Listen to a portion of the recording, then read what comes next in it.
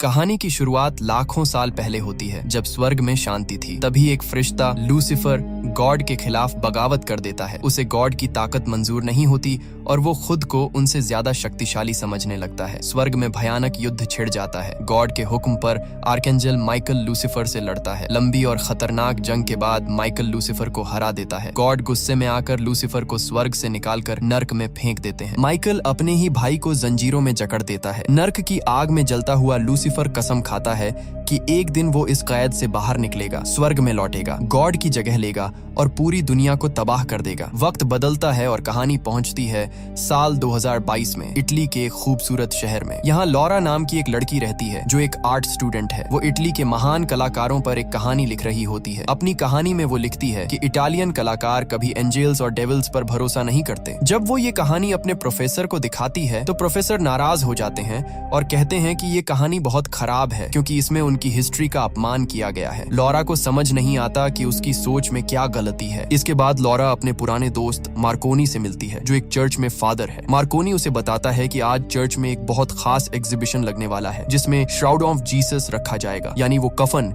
जिसमें जीसस को लपेटा गया था। वो लॉरा को उस एग्जीबिशन का स्पेशल पास देता है। चर्च के अंदर जाकर जब लॉरा उस कफन को देखती है तो उसके रोंगटे खड़े हो जाते हैं क्योंकि उस पर अब भी जीसस का खून लगा होता है। उसी दौरान मार्कोनी उसे चर्च में आया हुआ एक नया स्टैचू भी दिखाता है जिसमें आर्कएंजल माइकल लूसीफर को हराकर उसके ऊपर पैर रखे खड़ा होता है। लूसीफर की आंखों में नफरत और गुस्से की झलक साफ दिखाई दे रही होती है। लॉरा उस मूर्ति को देखकर अजीब सा डर महसूस करती है, जैसे कोई अनदेखा तूफान आने वाला हो। और यहीं से कहानी एक खतरनाक और रहस्यमय मोड़ लेने वाली होती है। स्टैच्यू देखने के बाद मार्कोनी और लॉरा शैतानी ताकतों को लेकर थोड़ी देर बातचीत करते हैं और फिर कुछ देर बाद मार्कोनी वहां से चला जाता है। उसके जाते ही लॉरा अपनी कहानी के लिए उस स्टैच्यू की स्केच बनाने लगती है। तभी अचानक उसे ऐसा लगता है जैसे किसी ने धीमे से उसका नाम पुकारा हो। वो चौंक कर इधर उधर देखती है मगर उसे कोई दिखाई नहीं देता। कुछ घंटे बाद जब एग्जीबिशन बंद होने वाला होता है तभी एक रहस्यमयी अनजान औरत अंदर दाखिल होती है। उसकी नजर सीधी उसी स्टैच्यू पर जाती है। वो दरवाजे के पास खड़ी होकर लॉरा को घूरते हुए देखने लगती है। उसी पल कैमरा स्टैच्यू पर जाता है और हम साफ देखते हैं कि लूसीफर का सिर बहुत हल्का सा हिलता है।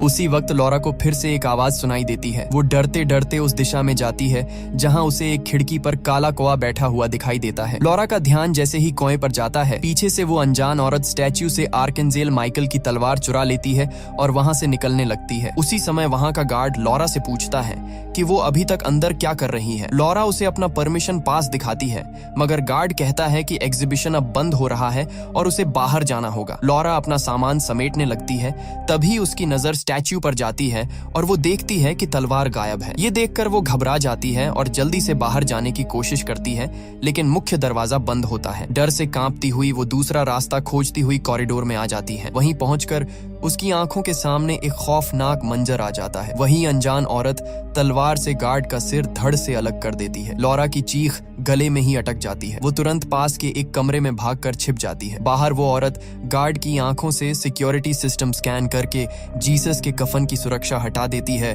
और फिर तलवार से उस कांच को तोड़ देती है जिसमें श्राउड ऑफ क्राइस्ट रखा होता है। कांच टूटने की आवाज मार्कोनी तक भी पहुंच जाती है और वो दौड़ता हुआ वहां आ जाता है। जैसे ही वो उस औरत को रोकने की कोशिश करता है, वो औरत बेरहमी से तलवार से उस पर हमला कर देती है और मार्कोनी गंभीर रूप से घायल होकर गिर पड़ता है। उसी दौरान उस औरत के कुछ आदमी वहां पहुंचते हैं और जीसस के कफन को उठाकर अपने साथ ले जाने लगते हैं। छिपी हुई लॉरा को भी वो औरत देख लेती है और अपने आदमियों को हुक्म देती है कि उसे भी साथ ले जाया जाए। जख्मी हालत में पड़ा मार्कोनी ये सब देखकर समझ जाता है कि ये लोग जीसस के कफन का इस्तेमाल किसी बेहद खतरनाक मकसद के लिए करने वाले हैं। आखिरी ताकत जुटाकर वो आंखें बंद करता है और आर्कएंजल माइकल से प्रार्थना करता है कि वो उसके शरीर में प्रवेश करे ताकि वो अंधेरे की इस ताकत को रोक सके। असल में माइकल वो दिव्य योद्धा है जिसने कभी अच्छाई और बुराई की सबसे बड़ी जंग लड़ी थी। जैसे ही आर्कएंजल माइकल मार्कोनी की प्रार्थना सुनता है, वो उसी पल उसके घायल शरीर में प्रवेश कर जाता है। माइकल तुरंत उस अनजान औरत की गाड़ी का पीछा करने लगता है लेकिन मार्कोनी का शरीर बहुत ज्यादा घायल होता है, इसलिए माइकल को मजबूरन रुकना पड़ता है। उधर वो औरत जब पलटकर फादर मार्कोनी को देखती है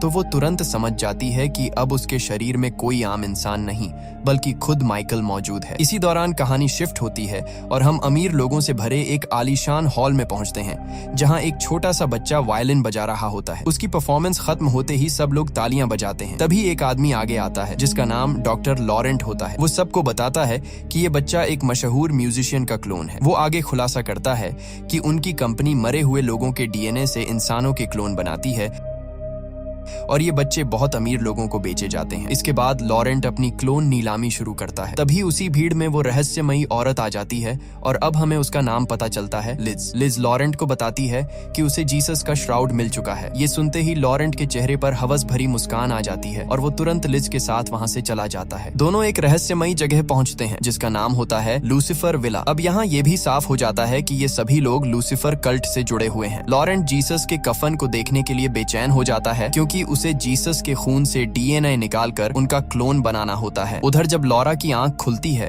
तो वो खुद को एक अंधेरी सेल में बंद पाती है। उसके साथ वहाँ 3 और लड़कियां भी किडनैप की गई होती हैं। उनमें से एक लड़की डर के मारे जोर जोर से रोने लगती है। लॉरा उसे शांत करते हुए कहती है कि अगर उन्हें यहाँ से जिंदा निकलना है तो सबको मिलकर एक दूसरे का सहारा बनना होगा। लेकिन इससे पहले कि वो कोई ठोस प्लान बना पाती तभी सेल का दरवाजा खुलता है और डॉक्टरों की एक टीम अंदर आ जाती है। वो चारों लड़कियों के खून के सैंपल ले लेते हैं। असल में लॉरेंट इन्हीं लड़कियों के जरिए जीसस का क्लोन बनाने की तैयारी कर रहा होता है। दूसरी ओर माइकल दोबारा चर्च लौट आता है। वहाँ मौजूद फादर्स मार्कोनी को जिंदा देखकर हैरान रह जाते हैं क्योंकि सभी को वही घायल हालत याद होती है। लेकिन मार्कोनी के शरीर में मौजूद माइकल किसी को भी अपनी पहचान नहीं बताता। वो सिर्फ इतना पूछता है कि जीसस के कफन की सिक्योरिटी की जिम्मेदारी किसकी थी। फादर उसे बताते हैं कि ये जिम्मेदारी एक कार्डिनल के पास थी, लेकिन कुछ वक्त पहले वो अचानक मानसिक रूप से अस्थिर हो गया था। वो लगातार दानव और डेमंस की बातें करने लगा, इसलिए उसे एक असाइलम भेज दिया गया। और यहीं से कहानी एक और खतरनाक मोड़ लेने वाली होती है। यहाँ माइकल फादर को लॉरा का स्पेशल पास दिखाकर उसके बारे में पूछता है, लेकिन चर्च में किसी को भी ये नहीं पता होता कि लॉरा कौन है। ये बात माइकल को और ज्यादा बेचैन कर देती है। तभी उसे याद आता है कि कार्डिनल अब असाइलम में है, इसलिए वो उससे मिलने के लिए निकल पड़ता है।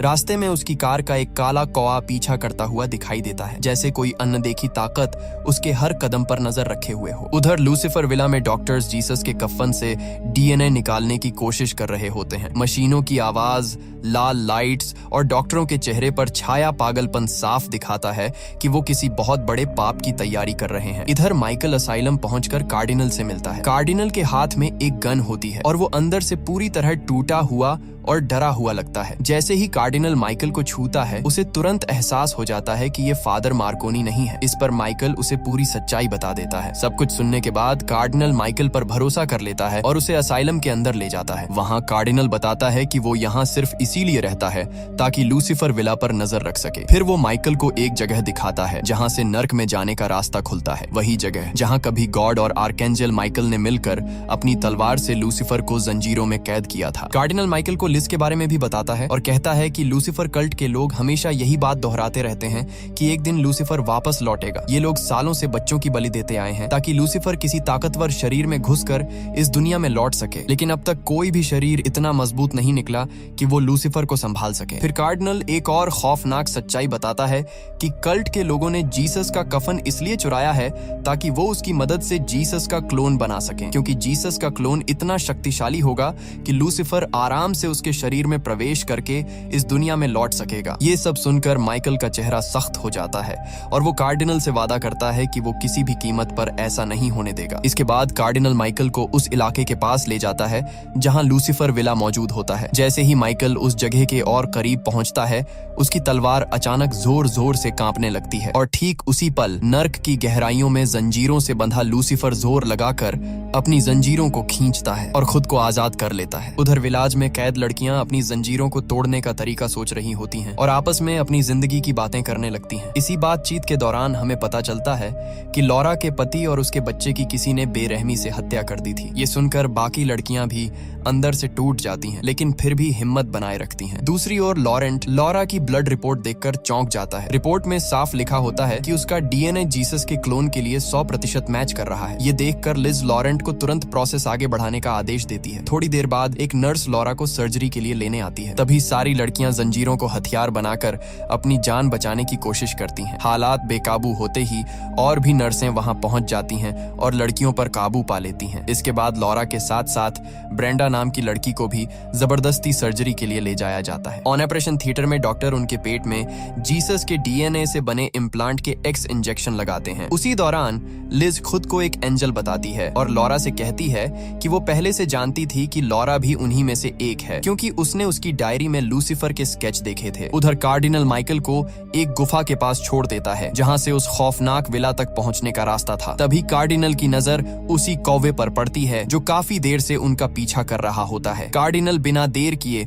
उस कौवे को गोली मार देता है और अपनी गन माइकल को पकड़ा देता है। माइकल भी वक्त गवाए बिना तुरंत गुफा के अंदर चला जाता है। इधर लॉरा और ब्रेंडा को दुल्हन की तरह तैयार किया जाता है और एक खंभे से बांध दिया जाता है। तभी नर्क के दरवाजे से एक भयानक बीस्ट बाहर आता है और दोनों को एक पिंजरे में डालकर नर्क के अंदर ले जाता है। नर्क में घुसते ही डेमन का एक पूरा झुंड उस पिंजरे को घेर लेता है। उसी वक्त लूसीफर वहां आता है और पहले ब्रेंडा के शरीर में प्रवेश कर जाता है। ब्रेंडा पूरी ताकत से उसका विरोध करती है, लेकिन वो उसे सह नहीं पाती और उसकी वहीं मौत हो जाती है। इसके बाद लूसीफर लॉरा के शरीर में प्रवेश करता है, लेकिन लॉरा का शरीर बेहद मजबूत साबित होता है। वो लूसीफर को पूरी तरह अपने ऊपर हावी नहीं होने देती। ये देखकर लूसीफर फैसला करता है कि जीसस का क्लोन अब लॉरा से ही पैदा होगा।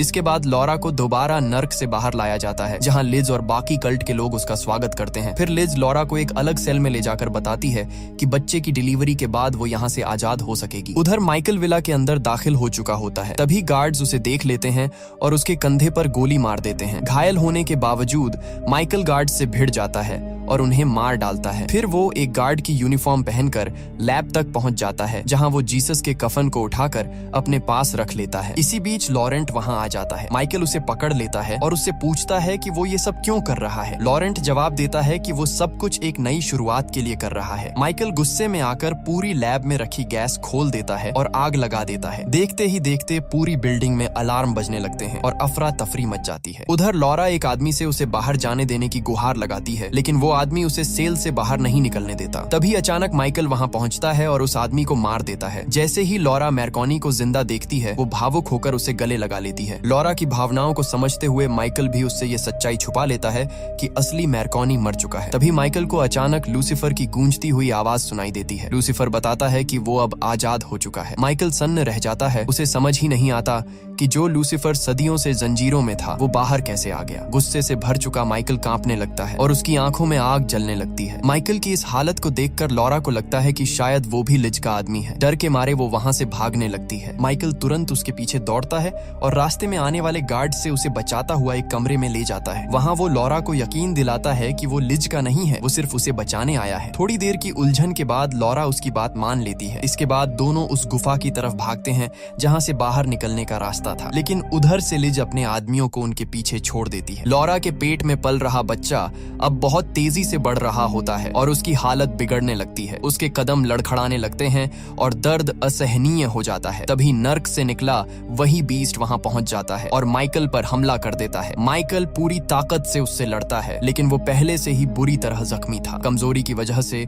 वो बीस्ट के सामने हार जाता है। उसी वक्त लिज अपने लोगों के साथ वहां आ जाती है और लॉरा को दोबारा पकड़कर सेल में बंद करवा देती है। उधर माइकल को जंजीरों से बांध दिया जाता है, लेकिन अपनी दिव्य ताकत से वो पल भर में जंजीरों को तोड़ देता है। वो उस बीस्ट से बचते हुए नर्क के भीतर चला जाता है। जैसे ही वो अंदर पहुंचता है, एक डरावना डेमन उस पर टूट पड़ता है। माइकल बड़ी मुश्किल से उसे धक्का देकर वहां से भाग निकलता है और उस जगह जा पहुंचता है जहां कभी उसने खुद लूसीफर को कैद किया था। लेकिन वहां पहुंचकर माइकल को सबसे बड़ा झटका लगने वाला था। उसकी दिव्य तलवार वहां से गायब थी। इससे पहले कि वो कुछ समझ पाता, चारों तरफ से डेमन्स उसे घेर लेते हैं और उसे पकड़कर दोबारा कैद कर देते हैं। दूसरी ओर लॉरा अल्ट्रासाउंड स्क्रीन पर अपने पेट में पल रहे बच्चे को देख रही होती है। तभी अचानक वो बच्चा स्क्रीन से घुर्राते हुए सीधे लॉरा की तरफ देखने लगता है। डर के मारे लॉरा चीख पड़ती है और उसकी नींद टूट जाती है। ये सब कुछ एक डरावना सपना था। लॉरा की आंख खुलते ही वो देखती है कि लिज उसके पास बैठी हुई है। लिज उससे बड़ी शांति से पूछती है कि क्या लूसीफर उससे बात करता है। लॉरा इस सवाल का कोई जवाब नहीं देती। तब लिज उसे लूसीफर की कहानी सुनाकर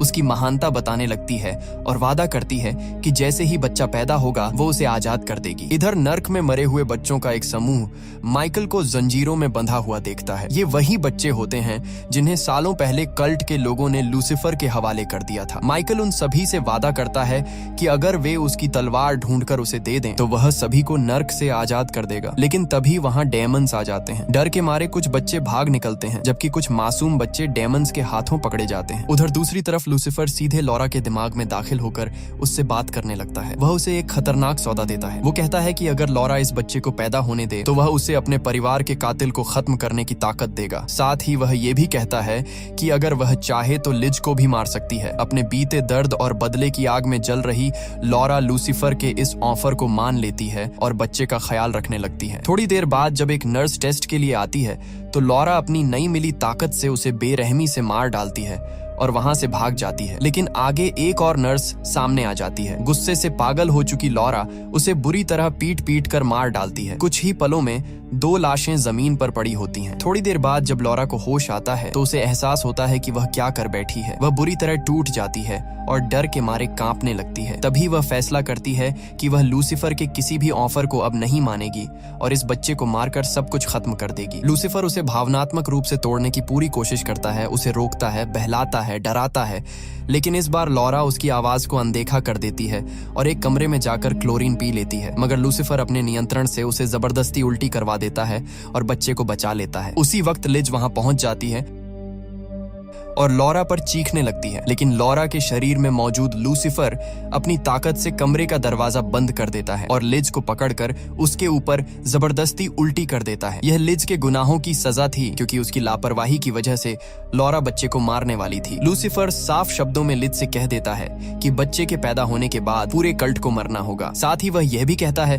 कि अब लॉरा और उसका बच्चा आपस में जुड़ चुके हैं, इसलिए बच्चे के जन्म के बाद लॉरा को भी मार दिया जाएगा। इसके बाद लॉरा को हीलिंग पॉड में बंद कर दिया जाता है ताकि वह दोबारा बच्चे को मारने की कोशिश न कर सके। उधर लूसीफर नर्क में एक डेमन के शरीर में घुसकर माइकल के पास पहुंचता है और उसका मजाक उड़ाने लगता है। उसी समय वहां मौजूद वो बच्चे उनकी बातें सुन लेते हैं और उन्हें समझ आ जाता है कि माइकल असल में उन्हें बचाने आया है। लूसीफर के जाते ही सभी बच्चे मिलकर माइकल की मदद करने का फैसला करते हैं। बड़ी मुश्किल से वे उसकी दिव्य तलवार ढूंढ निकालते हैं और माइकल को दे देते हैं। तलवार उसके हाथ में आते ही माइकल अपने असली फरिश्ते वाले रूप में आ जाता है। वह एक एक करके वहां मौजूद सभी डेमन्स को मार देता है। इसके बाद वह फिर से फादर मैर्कोनी के रूप में लौट आता है और धरती की तरफ वापस चला जाता है। माइकल लॉरा के पास पहुंचता है ताकि वह बच्चे के जन्म को रोक सके। वह उसे पॉड से बाहर निकालकर दूसरे कमरे में ले जाता है और समझाने की कोशिश करता है कि उसके पेट में कोई सामान्य बच्चा नहीं है। तभी माइकल को लूसीफर की गूंजती आवाज सुनाई देती है जो कहता है कि उसने लॉरा को अपनी पकड़ में ले लिया है। लूसीफर अचानक लॉरा के अंदर घुसकर माइकल पर हमला कर देता है और उसे दूर धकेलता है। वह माइकल पर हावी होने की कोशिश करता है और उसे अपनी पूजा करने के लिए मजबूर करता है। माइकल ठान लेता है कि वह लूसीफर के आगे नहीं झुकेगा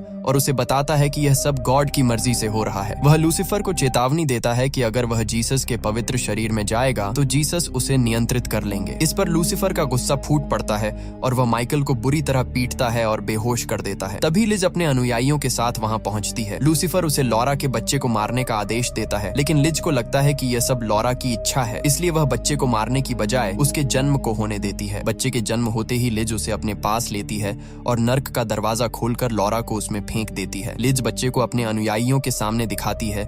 सभी लोग घुटनों पर गिर जाते हैं। लिज घोषणा करती है कि यह बच्चा ब्लड से नहलाया जाएगा। फिर वह बीस्ट को सभी लोगों को मारने का आदेश देती है। बीस्ट अपनी तलवार उठाकर चारों ओर हमला करने लगता है। इसी बीच लॉरेंट मरने से पहले बच्चे के सिर को चूमता है, लेकिन बीस्ट उसे भी मार डालता है। इसी बीच माइकल होश में आता है। वह खिड़की तोड़कर कमरे से बाहर निकलता है और देखता है कि लॉरा नर्क के दरवाजे पर लटकी हुई है। माइकल तुरंत उसे बचाता है। वहीं लिज अपनी कार में बच्चे को ले जाने लगती है। लॉरा वहां पहुंचती है और लिज को धक्का देकर अपना बच्चा वापस ले लेती है। माइकल लॉरा को समझाता है कि यह बच्चा डेविल का नहीं है बल्कि गॉड का है। लॉरा को लूसीफर ने नहीं चुना था बल्कि इसे चुनने वाला गॉड था। लॉरा कार में बैठकर सीधे कार्डिनल को ढूंढने निकल जाती है, जबकि माइकल नर्क के दरवाजे को बंद करने के लिए वहीं रुक जाता है। जैसे ही वह दरवाजा बंद करता है, बीस्ट अचानक वहां आ जाता है और दरवाजे को फिर से खोल देता है, लेकिन माइकल वहां कुछ बॉम्ब देख लेता है और उन्हें सक्रिय कर देता है। कुछ ही क्षणों में वहाँ एक भयंकर ब्लास्ट होता है। इस ब्लास्ट की वजह से बीस्ट खत्म हो जाता है और नर्क का दरवाजा हमेशा के लिए बंद हो जाता है। कुछ समय बाद